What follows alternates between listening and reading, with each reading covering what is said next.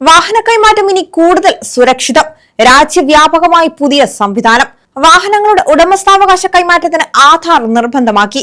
ഉടമയുടെ ആധാറുമായി ബന്ധിപ്പിച്ചിട്ടുള്ള മൊബൈൽ നമ്പറിലേക്ക് വരുന്ന ഒറ്റത്തവണ പാസ്വേഡ് ഉപയോഗിച്ച് മാത്രമേ ഉടമസ്ഥാവകാശ കൈമാറ്റം നടക്കുകയുള്ളൂ. കേന്ദ്ര ഉപരിതല ഗതാഗത മന്ത്രാലയത്തിന്റെ നിർദ്ദേശപ്രകാരമാണ് മാറ്റമെന്ന് സോഫ്റ്റ്വെയറിന്റെ ചുമതലയുള്ള നാഷണൽ ഇൻഫോർമാറ്റിക്സ് സെന്റർ മോട്ടോർ വാഹന വകുപ്പിനെ അറിയിച്ചു. വാഹനങ്ങൾ ഉപയോഗിച്ചുള്ള കുറ്റകൃത്യങ്ങൾ വർദ്ധിച്ച പശ്ചാത്തലത്തിലാണ് സുരക്ഷ ശക്തമാക്കാൻ രാജ്യവ്യാപകമായി മാറ്റം വരുത്തുന്നത്. മോട്ടോർ വാഹന വകുപ്പ് ഓഫീസുകളിലെ അഴിമതിയും ഇത് തടയിടും. ആധാർ അധിഷ്ഠിത സേവനമായി മാറ്റിയതോടെ അപേക്ഷയുടെ പകർപ്പ് ഓഫീസിൽ എത്തിക്കേണ്ടതില്ല. പൂർണ്ണമായും ഓൺലൈൻ സേവനമായി സംവിധാനത്തിലേക്ക് മാറി. പുതിയ സംവിധാനത്തിൽ ഇടനിലക്കാരുടെ അപേക്ഷകൾ തിരിച്ചറിയാൻ ഉദ്യോഗസ്ഥർക്ക് കഴിയില്ല. ഇടനിലക്കാരുടെ അപേക്ഷകൾ വേഗത്തിൽ തീർപ്പാക്കി കൈക്കൂലി വാങ്ങുന്നത് ഇതോടെ അവസാനിപ്പിക്കും. വാഹനരേഖകളിൽ ആധാർ ബന്ധിപ്പിക്കാത്തവർ ഉടൻ അത് ചെയ്യേണ്ടി വരും. ആധാറിലും വാഹന രജിസ്ട്രേഷൻ രേഖകളിലും ഉടമയുടെ പേര് ഒരുപോലെയല്ലെങ്കിൽ ബന്ധിപ്പിക്കാൻ കഴിയില്ല.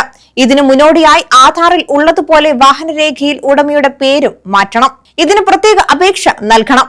ആധാറിലെ മൊബൈൽ നമ്പർ പ്രവർത്തനക്ഷമമല്ലാത്തവർ പുതിയ മൊബൈൽ നമ്പർ ചേർത്ത ശേഷം വാഹനരേഖയുമായി കൂട്ടിയോജിപ്പിക്കണം. അതേസമയം 2018 മുൻപ് സ്മാർട്ട് മൂവ് സോഫ്റ്റ്വെയർ രജിസ്റ്റർ ചെയ്ത വാഹനങ്ങൾക്ക് മൊബൈൽ OTP സംവിധാനം താൽക്കാലികമായി നിലനിർത്തിയിട്ടുണ്ട്.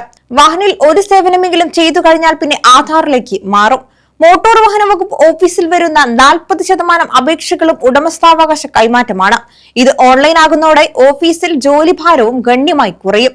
വാഹനരേഖകളിൽ വായ്പാ വിവരങ്ങൾ ഒഴിവാക്കുന്നതും ഫേസ്ലെസ് ആക്കിയിട്ടുണ്ട്. അപേക്ഷ സമർപ്പിച്ചാലുടൻ ധനകാര്യ വകുപ്പിന് ഓൺലൈൻ അറിയിപ്പ് പോകും.